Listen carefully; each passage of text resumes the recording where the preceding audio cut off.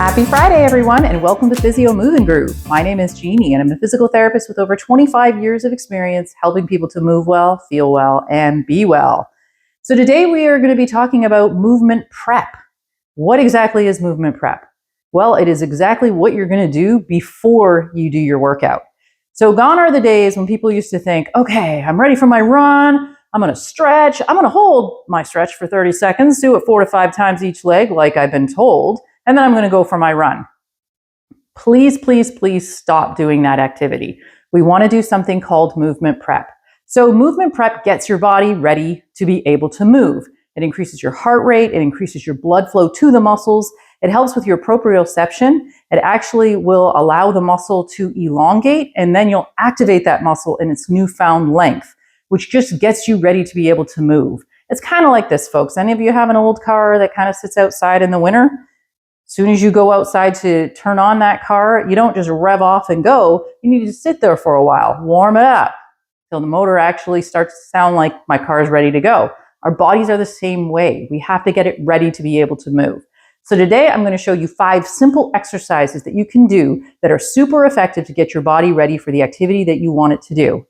And the best part is you don't need any equipment, and it's really pretty quick to do. It doesn't take much time at all. You'll do these exercises, usually best to do them 5 to 10 repetitions, and you can do them 2 to 5 times a week to have the best effect. So the first 2 we're going to start with, we're going to take it down to the ground. All right, so you're going to get yourselves down on the floor. You're going to put your arms straight out, palms down, feet are together. This is called a hip crossover. So what you do during this one is actually disassociate your hips from your shoulders, which improves the mobility in your trunk. So you're just going to rock those hips as far as you can go to one side. Now, in a perfect scenario, your knees would touch the ground, and then you're going to rock and go the other way. You just hold it for a few seconds. Again, you want to try to get those knees to the ground, but you have to make sure that your shoulder stays on the floor. So shoulders stay on the floor as you rock your knees from one side to the other. Now, if you find this pretty easy and you're really reaching the ground with those knees, unlike me, then you can actually pick your legs up off the floor and you can do the same exercise. And again, important to note, you want to keep both shoulders down on the ground. And if you're really spicy, you can actually try to straighten out your legs and do it. As you can see, I'm not that spicy, so I'm not going to go that direction. Or you can just take it back down with your feet in the happy zone of being on the ground and just going back and forth. Okay, so again, you're going to do this 5 to 10 times each way. All right, for the next exercise, you're going to actually roll onto your stomach. I'm just going to take my mic off here so I don't squish it. And you're going to get yourself on your stomach. Hands are going to be splayed out, palms down. Now, this one is called the scorpion.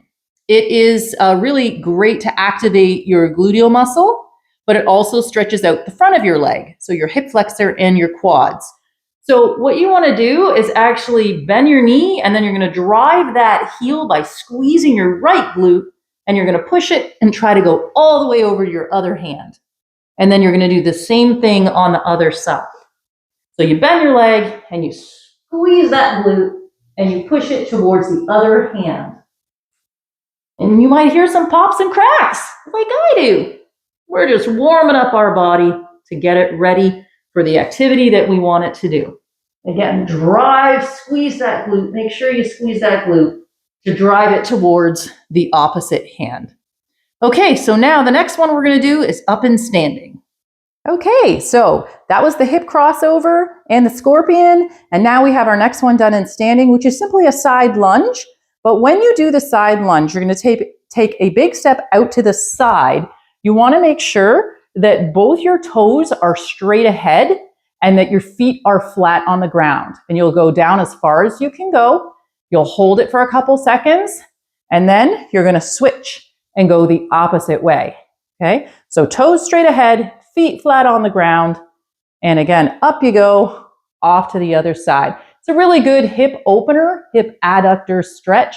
gets it ready to move. So we're not really holding it. It's just simply a 2-second hold. And then you're going back and forth. And again, you'll end up doing this 5 to 10 times. Okay, now I've saved the last two for the best. We're going to be talking about the greatest and the second greatest movement stretch exercise. Okay, so now we have our last two movement prep exercises, and we're going to start with the second greatest stretch. So this is also known as your inchworm or your hand walk stretch. And again, I am not very good at this one, but I am going to describe what I want you to try to do with it. So it is the hand walk, so you're basically going to walk yourself out and you're going to walk your feet towards those hands as close as you can go, and then walk yourself out again. So this is a really good stretch for those hamstrings, great stretch for those calf muscles. It even gets you a really good warm up for your shoulders because you get that shoulder stabilization. And again, you would end up doing that particular exercise 5 to 10 times. And so now we have it, folks, the moment you've all been waiting for, the greatest movement prep stretch. And it is the greatest one because it actually activates so many muscles. So honestly, folks, if you don't have time to do the other 4, just make sure you do this one. You will get the most bang for your buck. Okay, so here we go. Has a lot of parts to it, so I'll try to explain it nice and slow. So first off, we'll do the right side. You're going to take a step forward like you're going to lunge. You're going to take your elbow on the same side that you lunge with, and you're going to end up putting it on the inside of the foot that you have lunged with. So kind of going down like this. Your other hand comes down to support you, and then you're going to take your right hand that was just on the inside, place it on the other side of your foot. You're going to step back, bring your heel up, and then back through for the other side. So now I'm going to do my left side. I'm going to take my left elbow. I'm going to put it on the inside of my foot. My right hand is down to support me. I'm going to take my left hand, put it on the other side of the foot, and then I'm going to bring those toes up, and I'm going to step through again on that right side. Elbow, go into the inside of the foot again, drop it all the way down. Left hand supporting you.